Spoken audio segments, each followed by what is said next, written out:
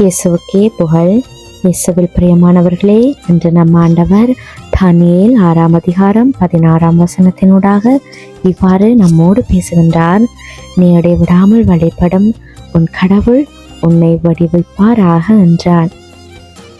இந்த இனிமையான காலை பொழுதுல ஆண்டவருடைய பிரசன்னத்தையும் அன்பையும் முழுமையாக பெற்று அவருடைய வார்த்தையை கேட்டு தியானித்து அதன்படி நடக்க ஆண்டவர் நமக்கு இந்த நேரத்தையும் இந்த காலத்தையும் கொடுத்திருக்கிறார். ஆண்டவருடைய வசனம் அனுதினமும் நமக்கு ஒரு புதிய கிருபையும் பலனையும் கொடுத்து கொண்டிருக்கிறது. இன்றைக்கு இந்த வசனத்துல ராஜாவே தானியேலிடம், நீ இடைவிடாமல் வழிபடும் உன் கடவுள் உன்னை விடுவிப்பாராக என்று கூறி இருக்கிறார். இது தானியேலின் விசுவாச வாழ்க்கை எவ்வளவு உறுதியானது என்பதை வெளிப்படுத்தது.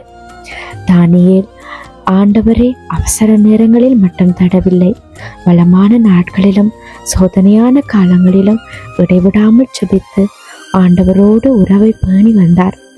அந்த நிலையான விசுவாசமே சிங்க குகையிலும் அவரை தைரியமாக நிற்கச் செய்தது.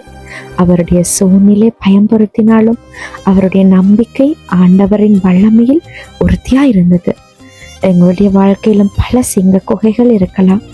குடும்ப பிரச்சனைகள், உடல்நல கவலைகள், பொருளாதார சுமைகள், எதிர்காலம் பற்றிய பயம் போன்றவை நம்மை சூழ்ந்து இருக்கலாம்.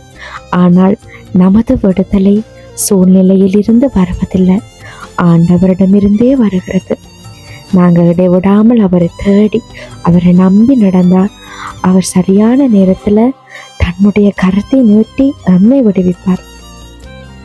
இந்த காலை நாங்கள் எங்களையே கேட்டுக்கொள்வோம்.